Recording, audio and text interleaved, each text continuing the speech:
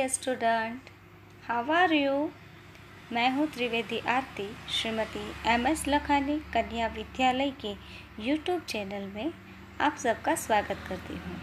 Student, आज हम विषय हिंदी में हमारे जो बहुत ही चर्चित ऐसे कवि हरिवंश राय बच्चन जी, उनके बारे में जानकारी लेंगे और उनके साथ उनकी बहुप्रसिद्ध ऐसी कृति जो बीत गई सो बात गई, इस पद्य का आज हम इस वीडियो लेक्चर में अध्ययन करने जा रहे हैं। सबसे पहले तो हरिवंश राय बच्चन जी जो एक जाने माने कवि है और उनके साथ साथ जुड़ी हुई बात यह भी है कि वह फिल्म जगत के सुपरस्टार अमिताभ बच्चन के पिता थे। तो चलो बच्चों, आज हम ऐसे ही कवि जो हमारे जीवन के साथ जुड़ी हुई घटनाओं को लेकर, जीवन शैली को लेकर जिन्होंने कविताएं रची है, ऐसे कवि के बारे में हम परिचय लेंगे और उनके द्वारा रचित जो बीत गई सो बात गई, इस पद्य का अभ्यास करते हैं। हरिवंश राय बच्चन जी जिनकी कई कविताएं आज हम सुनते हैं, उसका आनंद भी लेते हैं। आज भले वे हमारे बीच नहीं है, लेकिन उनकी कविताएं उन्हें हमारे साथ सदैव जीवंत रखते हैं, सजीव रखते हैं। उनकी कविताओं में वास्तविकता का दर्पण है और जीवन की सच्चाई का अनूठा विवरण भी मिलता है। महान राष्ट्रवादी कवि हरिवंश राय बच्चन का जन्म जो है वह 27 नवंबर 1907 को हुआ था और इलाहाबाद के पास जो प्रतापगढ़ जिला है, वहाँ एक छोटा सा गांव है जिसका नाम है बापूपट्टी। तो इस बापूपट्टी में हरिवंश राय बच्चन जी जो है उनका जन्म हुआ था।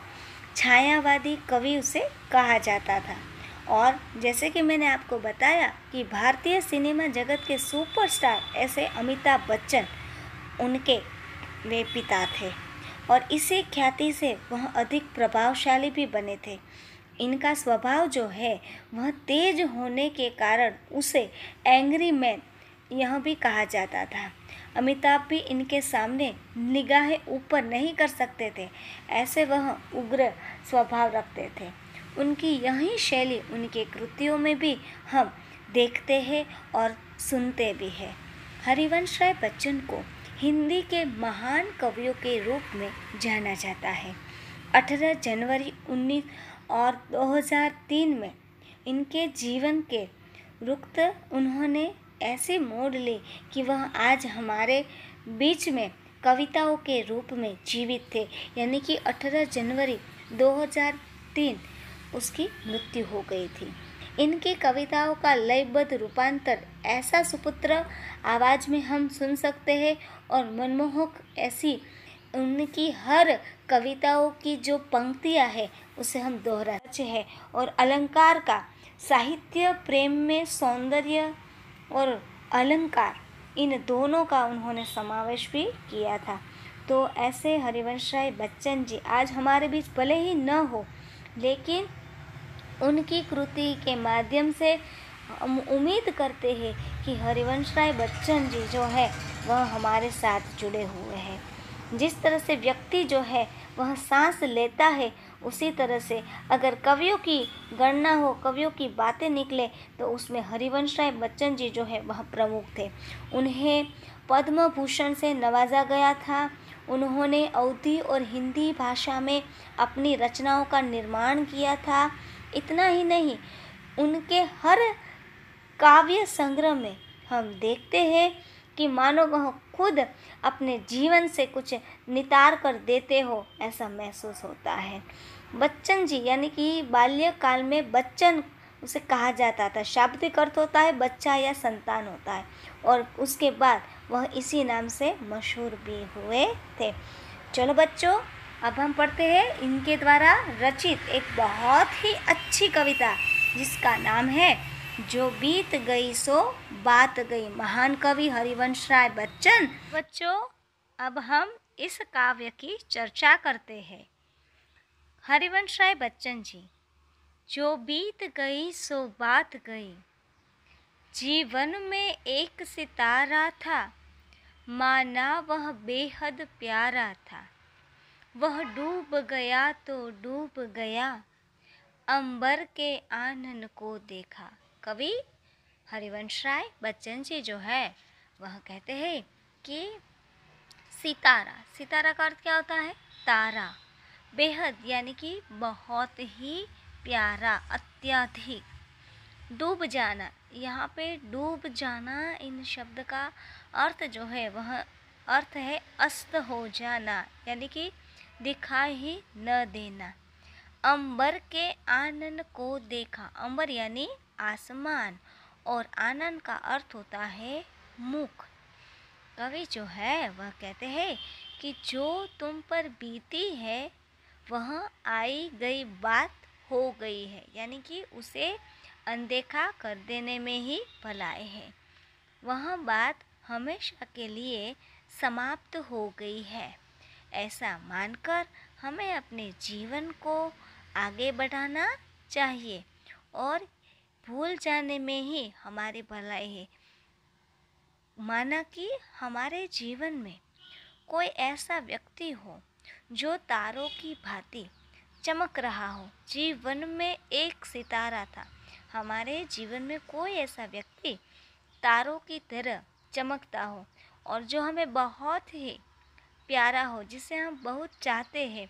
वह डूब गया तो डूब गया, तारे की तरह वह चमकता हुआ हो, पर वह व्यक्ति अगर हमारे जीवन से डूब गया मतलब गुजर गया, तो उसे डूब जाने दो। वह गुजर गया है तो उस समय को हमें भूल जाना चाहिए, बीत जाने दो। क्योंकि जीवन में, दुनिया में जो आता है वह तो जाता ही है। दुनिया में जो व्यक्ति जीवित है वह व्यक्ति जीवन के साथ मरण को लेकर आता है। तो हरिवंश राय बच्चन जी है वह कहते हैं कि तुम्हारे जीवन में कोई ऐसा था जो तुम्हें बहुत ही प्यारा है, जो तारे की तरह तुम्हारे इस जीवन को टिमटिमाता हो, लेकिन सितारे के रूप में आया हुआ यह व्यक्ति अगर तुम्हारे जीवन से चला जाए, तो गुजर जाए, तो उस पे शोक करना व्यर्थ है। कवि सितारे के द्वारा, सितारे के उदाहरण से, तारे के उदाहरण से अपने जीवन में प्रिय व्यक्ति की तुलना को कहते हैं कि प्रिय व्यक्ति की तुलना वे आकाश के तारों के साथ कर कर हमें समझाना चाहते हैं कि मनुष्य और तारों की गति एक सी है। जिस प्रकार तारे जो है वह टूटकर नष्ट हो जाते हैं, मनुष्य भी जो है वह जीवित के बाद मृत, यानी कि उसका मृत्यु हो जाना भी निश्चित होता है। तो मनुष्य के जीवन का अंत होना भी निश्चित है। तो इस बात को हमें समझ लेना चाहिए। हमें दुखी होना नहीं है, उसके साथ डूब नहीं जाना, यानी कि शोक बनाना नहीं है। अंबर के आनन को देखो, कितने इसके तारे टूटे, कितने इसके प्यारे टूटे। जो छूट गए फिर कहाँ मिले, पर बोलो टूटे तारों पर क्या अंबर शोक मनाता है। जो बीत गई सो बात गई। कवि कहते हैं, यहाँ पे कवि ने आसमान की बात बताई है।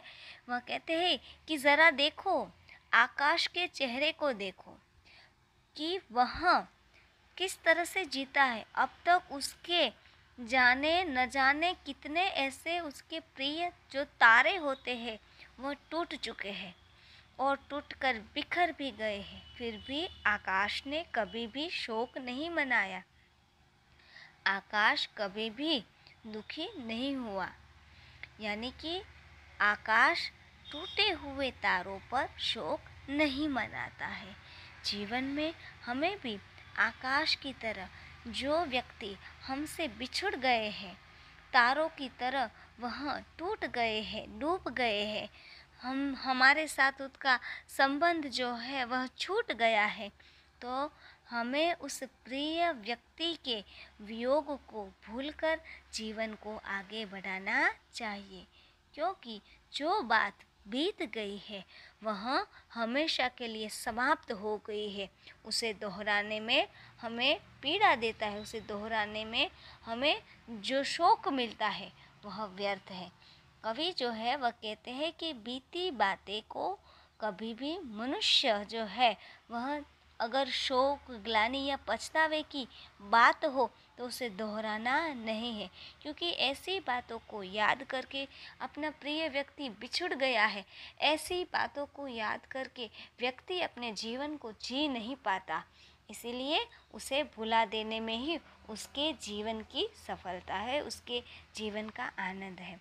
यहाँ पे हरिवंश राय बच्चन जी है, वह उनके जीवन में श्यामा की मृत्यु के बाद, उसकी पत्नी का नाम श्यामा था, तो उनके मृत्यु के बाद अपने जीवन का जो अकेलेपन है, उन अकेलेपन और उनके साथ उनके प्रति उनकी जो प्रेम और प्रेम के साथ उनकी जो भावना जुड़ी हुई है, यह भावना इन शब्दों में छलकती हुई दिखाई पड़ती है कि वह श्यामा से बहुत ही प्रेम करते थे।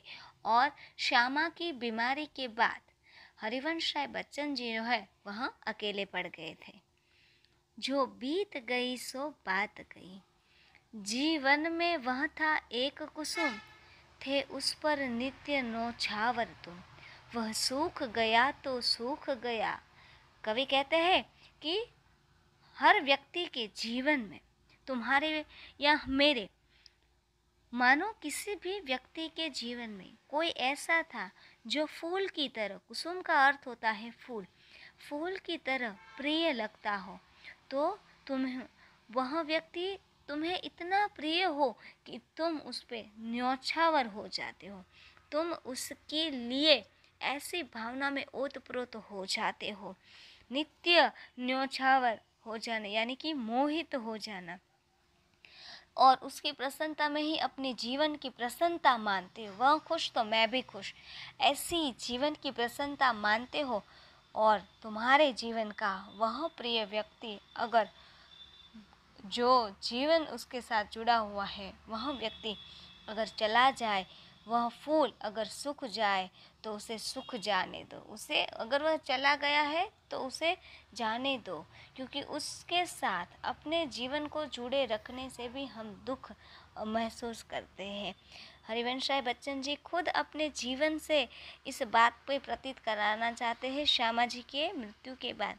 कवि कहते हैं कि तुम्हारे जीवन में कोई भी ऐसा था जो तुम्हें फूल की तरह प्रिय लगता हो और तुम उस पर न्योछावर होते हैं, उसकी प्रसन्नता में तुम अपनी प्रसन्नता मानते हो, उसके आनंद में अपने आनंद को महसूस करते हो, तो तुम्हारे जीवन का यह फूल अगर सूख जाए तो उसे सूख जाने दो, क्योंकि अब तक तो वह भी खिलने वाला नहीं है, क्योंकि जो व्यक्ति चला गया वह कभी भी वापस नहीं आ सकता। तो अगर वह वापस नहीं आ सकता तो अपने मन में शोक करना व्यर्थ है। तो कुसुम के इस उदाहरण के द्वारा कवि का संदेश क्या है? तो कवि यह कहते हैं कि कोई भी व्यक्ति कितना भी प्यारा क्यों न हो, वह कभी भी सदा के लिए हमारे पास नहीं रह सकता, उसका हमसे बिछुड़ना निश्चय ही है। अगर वह पिछड़ेगा नहीं तो पुनः मिलन नहीं हो सकता, ऐसी आशा नहीं रखनी चाहिए। तो जो चला गया है वह वापस नहीं आएगा, इसीलिए उसे भूल जाने में ही हमारी बुद्धिमानी है, उसके पीछे कुछ रोना धोना नहीं है, क्योंकि व्यक्ति चला गया है, मानो वह कितना भी तुम्हारे जीवन के साथ जुड़ा है, तुम्हारी भावनाओं के साथ जुड़ा, तुम उससे बहुत प्रेम करते उस फूल को, फूल यानी अपना सबसे प्यारा व्यक्ति, लेकिन अगर वह चला गया तो वह वापस नहीं आएगा। मधुवन की छाती को देखो, सूखी कितनी इसकी कलियां, मुरझाई कितनी वल्लरियां, जो मुरझाई फिर वहाँ खिली, पर बोलो सूखे फूलों पर कब मधुवन शोर मचाता है, जो बीत गई सो बात गई। कवि कहते हैं, कवि ने किसका उदाहरण दिया है? बगीचे में खिले हुए जो फूल है। कवि कहते हैं कि मधुबन यानी कि बगीचा, बगीचे के उस मजबूत जो सीना है, सीना यानी कि दिल, बगीचे का छाती को देखो, यानी कि उसके सीने को देखो, दिल को देखो, उसकी छाती को देखो कितनी मजबूत है। क्यों मजबूत है? क्योंकि अब तक न जाने बगीचे के कितने सारे छोटी छोटी कलियां जो है वह सूख चुकी है। कलियों जो फूल नहीं अभी खिले हैं, ऐसी छोटी कलियां जो है वह सूख चुकी है। और न जाने कितनी ऐसी लताएं हैं जो बगीचे की लताएं मुरझा चुकी है। न ये सूखी कलियां फिर वापस आ सकती है, ना ही वह फिर से खिल सकती है, और न ही मुरझाई हुई लता फिर से हरी भरी हो सकती है। यानी कि जो सूखी है, जो लता जो है वह मुरझा चुकी है, वह वापस नहीं आती। फिर भी कभी भी मधुवन ने अपने इन सूखे फूलों के लिए विलाप नहीं किया, और ना ही अपनी मुरझाई हुई लताओं के लिए दुख प्रकट किया। तो मधुबन जो है कितना मजबूत सीना रखता है कि वह भी अपने प्रिय ऐसे फूल और लताओं को खोने के बाद भी वह इस बगीचा का जो सौंदर्य है वह सौंदर्य बना रखता है। तो जो बात बीत गई है वह बात को बीत जाने दो। उसे याद करके दुखी होने से कभी भी कोई लाभ किसी भी व्यक्ति को नहीं हो सकता। मुरझाई हुई कलियां जो है वह कभी खिल नहीं सकती, और मधुबन यह बात अच्छी तरह जानता है। इसीलिए मुरझाई कलियों के लिए वह कभी भी रोता नहीं है। जीवन में हम जानते हैं कि जीवन के साथ मृत्यु जुड़ा हुआ है। जो व्यक्ति आया है उसका जाना भी निश्चिंत है। तो इस बात को जो व्यक्ति जानता है तो उस पर उसे शोक करना नहीं चाहिए, क्योंकि जो व्यक्ति शोक करता है वह व्यक्ति असल में अपने जीवन को दुख देता है, पीड़ा देता है। आने वाला एक न एक दिन तो जाने वाला ही है। इस बात को हमारे जीवन के साथ हमें जोड़ देने में ही हमारी जीवन की भलाई है। मधुबन जो है वह कभी शोर नहीं मचाता, वह कभी भी रोता नहीं अपने कलियों और मुरझाए हुए लताओं की तरह, क्योंकि ऐसा दुख प्रकट करने में तो जो उनका जो मन जो है वह भले ही उससे प्यार करता है, लेकिन ऐसा मन जो है वह व्यर्थ भाव रखता है। कवि हरिवंश बच्चन आगे कहते हैं, जीवन में मधु का प्याला था, तुमने तन मन दे डाला था, वह टूट गया तो टूट गया। जीवन में माना तुम्हारे जीवन में मदिरा का एक ऐसा प्याला था जिस पर तुमने अपना तन मन सब कुछ न्यौछावर कर दिया था। मदिरा का प्याला, अपना सबसे प्रिय व्यक्ति, ठीक है, उसके लिए कहा। अर्थात तुम्हारे जीवन का सबसे अभिन्न अंग, जो व्यक्ति तुम्हारे अंग के साथ जुड़ गया है, तुम्हारे मन के साथ जुड़ गया है, वह तुम्हारा वह कितना ही मनपसंद प्याला टूट गया हो तो उसे टूट जाने दो। कितने मदिरालय का आंगन तो देखो, मदिरालय का उदाहरण दिया है। कितने प्याले हिल जाते हैं, गिर मिट्टी में मिल जाते हैं, जो गिरते हैं कब उठते हैं, पर बोलो टूटे प्यालों पर कब मदिरालय पछताता है, जो बीत गई सो बात गई। कवि कहते हैं कि मदिरालय, उसके लिए उसके प्याले जो है, बहुत से प्याले बहुत प्रिय होते हैं। शराब खाने में जो प्याले हैं, देखो कितने अच्छे अच्छे डिज़ाइन वाले, आपने तो देखे होंगे कई ऐसे पिक्चर्स में।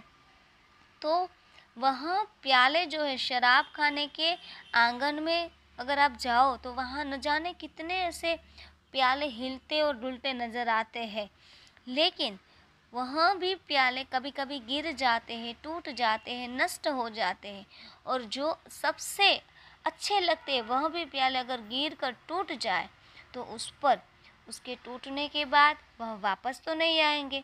तो उस पर कभी भी शराब खाने ने, मदिरालय ने उस टूटे हुए प्यालों के लिए पश्चाताप नहीं किया, क्योंकि जो बात बीत गई है उस बात को दोहराना नहीं चाहिए।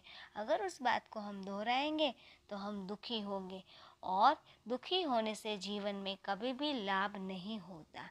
तो कवि ने कहा है कि जो व्यक्ति आपसे बहुत ही मदिरालय की तरह प्रिय हो, प्यालों की तरह सौंदर्य से भरा हुआ क्यों न हो, दिल को छू लेने वाला वह व्यक्ति अगर आपसे बिछुड़ जाए तो आपको मदिरालय की तरह जिस तरह से वह अपने मन में इस बात को शोक मनाता नहीं, उसे इस बात से दुखी नहीं होता, हमें भी इस तरह से दुखी होना नहीं चाहिए।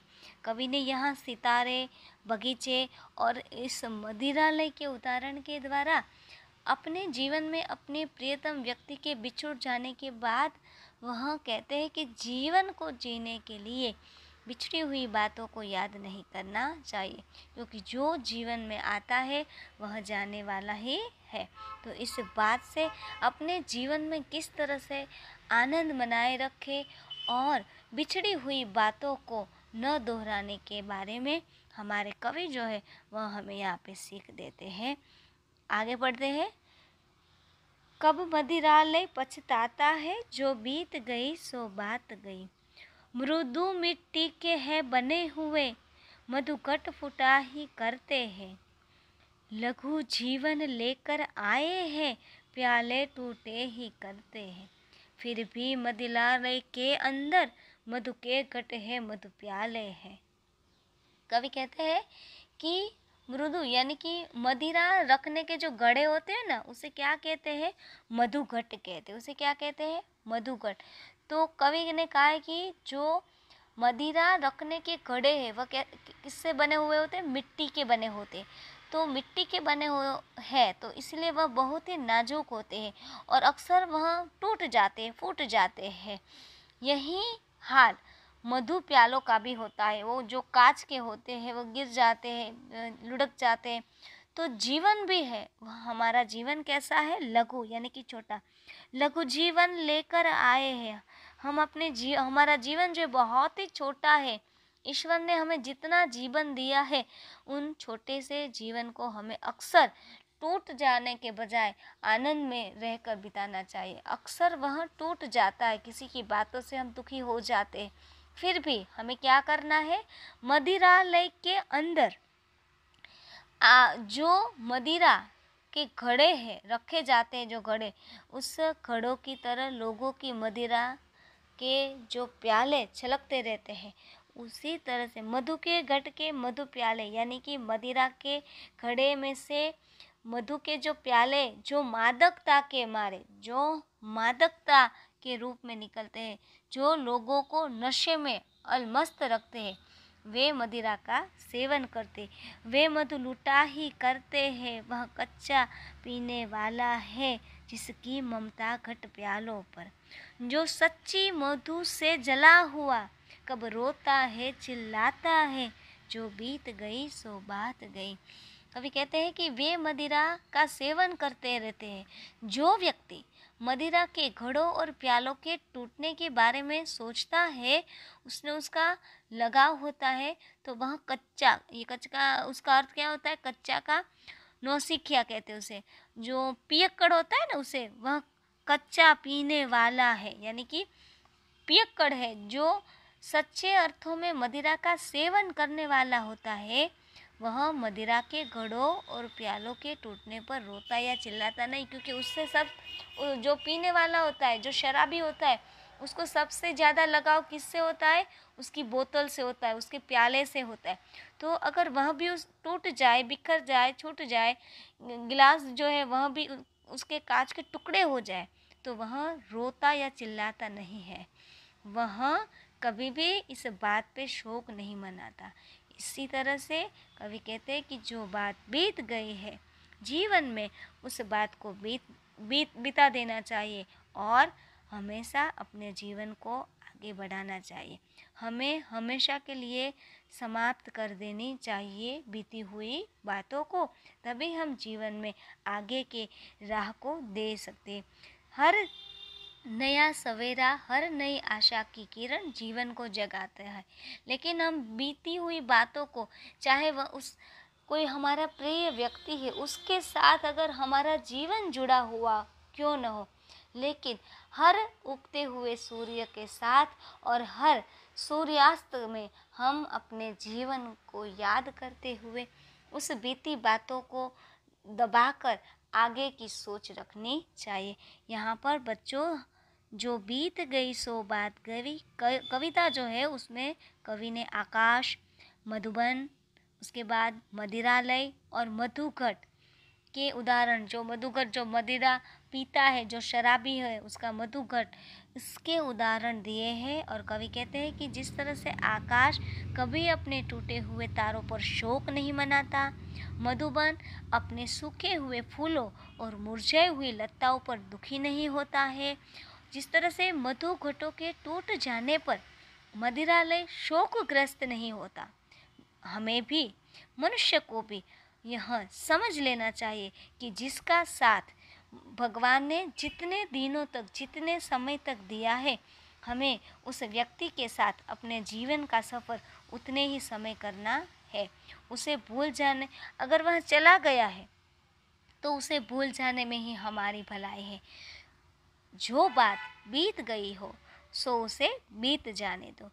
बीते हुए को भूलकर आगे की बात सोचनी चाहिए, तभी हम जीवन को आगे बढ़ा सकते हैं, जीवन में कुछ अच्छा कार्य कर सकते हैं। काव्य में मधुघट यानी का अर्थ क्या होता है? मिट्टी का बना हुआ जो होता है वह बहुत ही नाजुक होता है। तो मनुष्य का शरीर है ना बच्चों, वह भी मिट्टी से बना हुआ है और मिट्टी के घट के समान ही है। जिस तरह से कबीर जी ने कहा है कि जो व्यक्ति जो है वह गुरु कुंभार शिष्य कुंभ है, ठीक है। तो उसी तरह से मनुष्य का जीवन भी मिट्टी से निर्मित है और वह भी क्षणभंगुर है। मधुघट कैसा है? क्षणभंगुर है, वह टूट जाता है ना। तो व्यक्ति का जीवन भी क्षणभंगुर है, कभी भी हमारी मृत्यु हो सकती है, हमारे प्रिय व्यक्ति की मृत्यु हो सकती है। तो उस मृत व्यक्ति जो है उसको फिर से अपनी यादों से दोहराया जा सकता है, वह व्यक्ति फिर जीवित कभी भी नहीं हो सकती। तो जीवन को आगे बढ़ाने के लिए बीती हुई बातों को हमें कभी भी दोहराना नहीं चाहिए, शोक नहीं करना चाहिए और दुखी नहीं होना चाहिए। ऐसा हमारे जो कवि है हरिवंश राय बच्चन जी, उन्होंने कहा है। बच्चों, आज हमने इस काव्य के माध्यम से हरिवंश राय बच्चन जी जो है, जो हिंदी साहित्य के महान कवियों और हालावाद कवियों में सर्वश्रेष्ठ कवि माने जाते हैं, और उनके साथ साथ जो सुपरस्टार अमिताभ बच्चन जी, जिनके वह पिता थे, हिंदी साहित्य के प्रमुख कवि, जिनके द्वारा यह बहुत ही बहुचर्चित ऐसी कविता है जो बीत गई सो बात गई, इस पद्य का आज हमने यहाँ पे अध्ययन किया है। और इस अध्ययन के माध्यम से आपको जो भी स्वाध्याय का लेखन है वह लेखन करना है। Thank you my dear student.